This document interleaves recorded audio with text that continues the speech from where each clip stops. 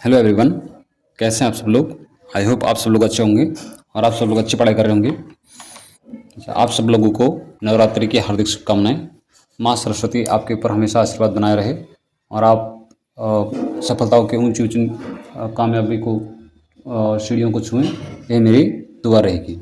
ठीक है, तो चलिए स्टार्ट कर रहे हैं। आप क्वेश्चन नंबर 9 जो हमारा क्लास 10th का चैप्टर चल रहा था सर्कल, इसका क्वेश्चन नंबर 9 शुरू करते हैं। अच्छा, इस चैप्टर को करने में हमें थोड़ा टाइम ज़्यादा लग गया, वो इस वजह से क्योंकि थोड़ा मैं बीमार हो गया था। पिछले 4-5 दिनों से बीमार चल रहा हूँ तो बड़ी मुश्किल से वीडियो बना पा रहा हूँ। अभी भी थोड़ा गले में दर्द हो रहा है, लेकिन स्टिल अब क्योंकि वीडियो बनानी है, ठीक है, सिलेबस कंप्लीट करना है, तो इसलिए मैं ये वीडियो स्टार्ट कर रहा हूँ।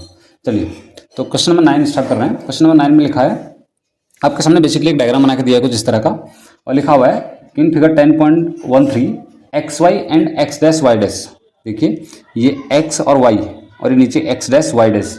ठीक है, ये दो आपको दो पैरेलल टेंजेंट दिए हैं। एक दो, ये दोनों के दोनों क्या हैं, पैरेलल हैं और टेंजेंट है इस सर्कल के ऊपर। ठीक है, और लिखा है जो सर्कल है उसका सेंटर ओ है, ये आपके सामने दिख रहा होगा। And another tangent A B with point of contact C. एक टेंजेंट और है जो आपको दिख रहा होगा, ए बी टेंजेंट ये। ठीक है, जिसका पॉइंट ऑफ कॉन्टेक्ट क्या है, सी है। Intersecting X Y at A and X dash Y dash at B. तो ये एक्स वाई जो आपकी टेंजेंट है इसको ए पॉइंट पर इंटरसेक्ट कर रहा है, और एक्स डैश वाई डैश जो टेंजेंट है उसको बी पॉइंट पर इंटरसेक्ट कर रहा है। आपको प्रूव करना है, आपको लगे प्रूव करने को, that angle A O B मतलब ये वाला एंगल बेसिकली, इस एंगल की बात कर रहा है। तो ये जो एंगल है आपको ये प्रूव करना है कि ये एंगल आपका 90 डिग्री का है। ठीक है, चलिए अब इसको शुरू करते हैं।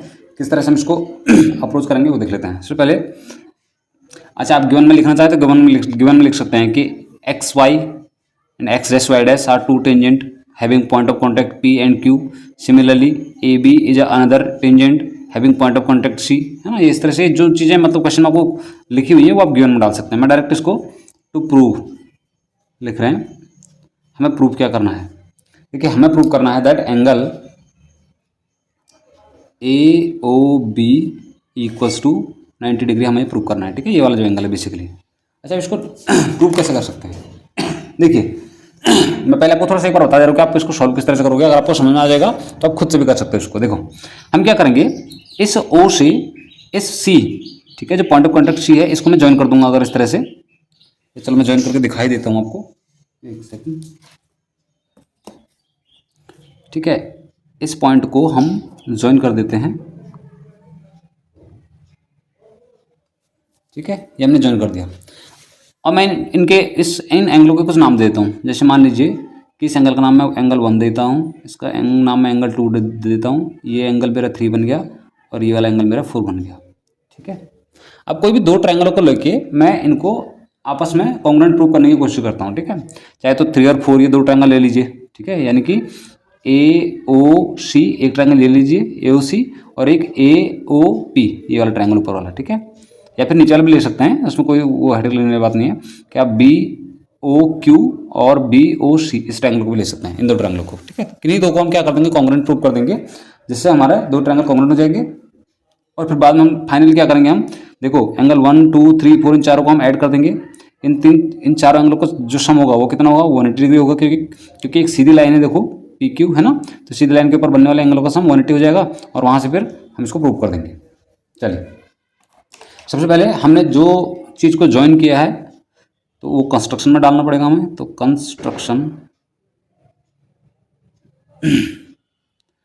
हमने क्या किया, हमने किया है ज्वाइन किसको किससे, ओ को सी से, ज्वाइन ओ सी। ठीक है, हमने ओ सी को क्या कर दिया, मिला दिया।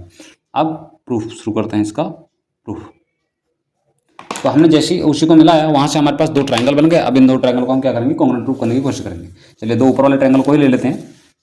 मैं थोड़ा सा हाईलाइट कर दे रहा हूँ सो दैट आपको समझ में आ जाएगा हम किन ट्रायंगलों को लेके चल रहे हैं। ठीक है, तो देखिए जो ब्लैक पेन से जिसको मैं हाईलाइट कर रहा हूँ, ये दो ट्रायंगलों को हम लेके चल रहे हैं। ठीक है, एक ट्रायंगल ये और एक ट्रायंगल है ये वाला। ठीक है, मतलब बेसिकली एंगल 3 वाला ट्रायंगल और एंगल 4 वाला ट्रायंगल, इन दो ट्रायंगल को लेके चल रहे हैं। ठीक है, तो अब कहते हैं in triangle A O C and triangle A O P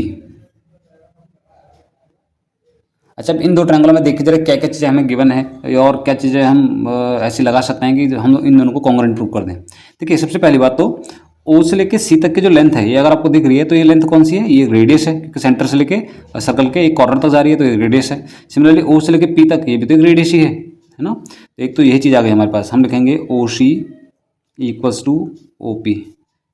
क्यों? बिकॉज बोथ आर रेडियाई, इसलिए दोनों के दोनों क्या हैं, इक्वल हो जाएंगे। ठीक है। अच्छा, और क्या चीज़ है, देखिए ए एक क्या है, एक्सटर्नल पॉइंट है, और एक एक्सटर्नल पॉइंट से ये पी तक ये क्या है, एक टेंजेंट ड्रॉ हो रही है, और ए से लेकर सी तक ये भी तो टेंजेंट ही है। तो टेंजेंट की लेंथ क्या होती है, इक्वल होती है ना एक्सटर्नल पॉइंट से। तो हम लिख सकते हैं यहाँ से हम, अच्छा ए और सी की बात पहले करें तो A C equals to A P हो जाएगा। क्यों होगा, आप लिखोगे tangent drawn from external point are equal, या length of the tangent drawn from external point are equal, ये लिख देते हैं। ठीक है, तो ये एक प्रॉपर्टी हो गई हमारी।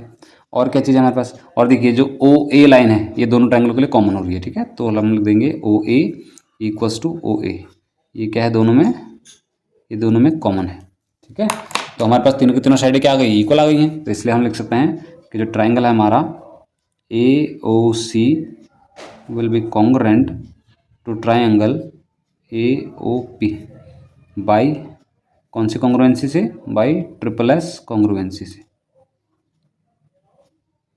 कॉन्ग्रुएंसी 9th क्लास में पढ़ी थी आपने, है ना। 9th क्लास बेसिकली कॉन्ग्रुएंसी पे डिपेंड है, और आपका 10th क्लास सिमिलैरिटी पे डिपेंड है ना। वो चैप्टर पे हम करने वाले हैं बहुत जल्दी। चलिए, अब हमारे दो हो गए equal.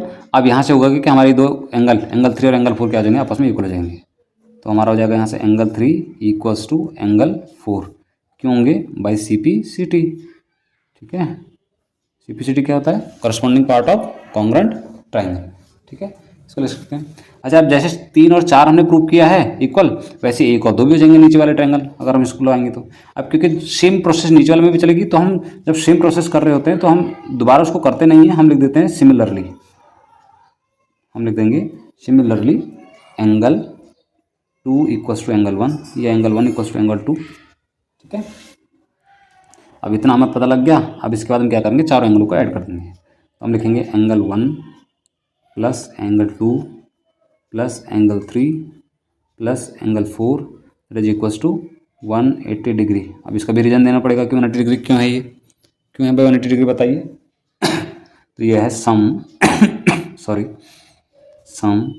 Of all angles above a line is 180 degree, है ना। जितने भी एंगल होते हैं एक सीधी लाइन के ऊपर बनने वाले, उन सब का सम कितना होता है, 180 degree. Sorry for that. Next, अब देखिए हमने क्या लिखा है ऊपर कि एंगल 3 किसके इक्वल है, एंगल 4 के, एंगल 2 किसके इक्वल है, एंगल 1 के। हमें प्रूव करना है ए ओ बी, और ए ओ बी के अंदर हमारे बेसिकली ये दो ही एंगल आ रहे हैं, मतलब एंगल 2 और एंगल 3। तो एंगल 2 और 3 को हम रहने देंगे, बाकी एंगलों को हम चेंज कर देंगे। तो यहाँ से क्या करेंगे, देखो इस 2 को और 3 को तो आपको छेड़ना नहीं है, इनको तो ऐसे रहने दो। एंगल 1 को हम कुछ लिख सकते हैं क्या, हाँ बिल्कुल लिख सकते हैं। देखो यहाँ पे लिखा ना पर थोड़ी देर पहले ये हमने कि एंगल 2 इक्वल्स टू एंगल 1 या एंगल 1 इक्वल्स टू एंगल 2। तो एंगल 1 को हम 2 लिख सकते हैं, ऐसे लिख देंगे हम एंगल 2 प्लस ये सेकंड वाला जो एंगल 2 है इसको तो हमने चेंज करना ही नहीं है, प्लस एंगल 3 हमारे पास, इसको भी चेंज नहीं करना, प्लस एंगल 4 को कुछ लिख सकते हैं, हाँ एंगल 4 को हम एंगल 3 लिख सकते हैं। ठीक है, तो एंगल 3 इक्वल्स टू कितना हो गया, 180 डिग्री। अब ये हो गया 2 टाइम्स ऑफ एंगल 2 और 2 times of angle 3, 2 times of angle 2 plus 2 times of angle 3 that is equals to 180 degree. अब दोनों के पास 2 2 है तो 2 हमने बाहर कॉमन निकाल दिया, हमारे पास बचा angle 2 plus angle 3 equals to 180 degree. अब 2 मल्टीप्लाई में उधर जाएगा डिवाइड में, तो ये हो जाएगा हमारे पास angle 2 plus angle 3 equals to 180 को डिवाइड करेंगे 2 से तो बन जाएगा 90 डिग्री। ठीक है, और एंगल 2 और एंगल 3, देखो एंगल 2 और एंगल 3 ये कुछ नहीं है, ये बल्कि ए ओ बी ही है। तो इसको लिख देंगे हम finally angle A O B equals to 90 degree, और यही तो आपको प्रूव करना था। ठीक है, ये हमने कर दिया प्रूव।